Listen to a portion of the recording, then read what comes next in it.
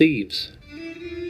In the Middle Ages, when the king was feeling greedy and wanted to pay for a new mistress or grand new palace, he simply sent out his robber barons to steal half the herd of every local farmer. And if they complained, the robber barons would say the king needed to feed the army, or some similar excuse. That is how it was done then. But today, the ruling class face a different problem. We now live in an industrial age, and as George Orwell explains in his novel 1984, if the machine age was directed solely with the intention of making the common people physically comfortable, in a mega-productive, computer-controlled epoch, we could soon all live like millionaires. But think what this would mean. If we're all millionaires, we all fly first class. So the king and the queen and the president have to wait in a queue with everyone else. And do you honestly believe the Queen of England would wait in a queue behind you? If we're all millionaires, we all play golf. The king and the president can't get on the course. And there's no room on their exclusive beach.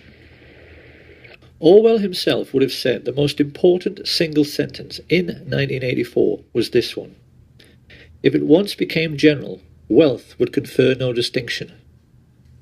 Our lords and masters are not going to wait in queues with the rest of us.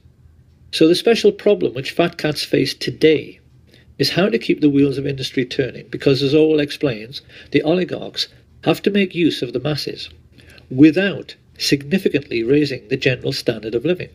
This is a more sophisticated age, so the robber barons need a more sophisticated means of stealing most of the wealth and of keeping most of the common people in poverty.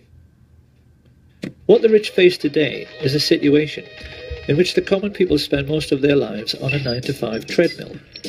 They make things in factories, they grow things and harvest them, they teach in the schools, nurse in the hospitals, and as a result of their daily labours, a huge mountain of money is produced. Now the rulers have a problem. How can they keep the ordinary people hard at work so they're too exhausted at the end of every day to think about whether this is a fair system? The solution, as Sam Giancana explained, is to invent a foreign enemy, a boogeyman, who wants to conquer the whole world. This becomes a perfect excuse to make people pay for a sophisticated array of increasingly expensive weapons, which are made by companies which the fat cats themselves own.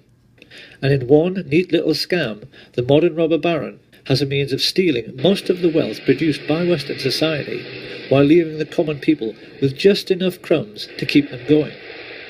Every year, America's oligarchs take $3 trillion out of the United States economy. According to some estimates, we can now track $2.3 trillion in transactions. $2.3 trillion with a T. That's $8,000 for every man, woman, and child in America. This is how the rich have rigged the system, so that it benefits them at the expense of everyone else all the time. But in order to keep this fraud going, the public must always be convinced of the need for military expenditure. This is where all the phony terrorism comes in. And if we want to find out who is behind this ongoing hoax, we only have to look at Securicom, the company in charge of World Trade Center security, who removed all guards and sniffer dogs from the buildings on September 10th, so that the charges which brought down the towers in controlled explosions could be planted. If we now ask, who is the chief of Securicom, who do we find? Marvin P. Bush, brother of George W. Bush, son of the man who orchestrated the plot to assassinate President Kennedy, and grandson of the man who made the family fortune from Auschwitz slave labour. The Bush family and their rich friends have been behind all of it. During his time as president, George W. Bush connived with Tony Blair to introduce a deliberate policy of allowing unbalanced and aggressive Muslims to flood into Western countries. They did this in the hope that they would commit atrocities in their adopted countries,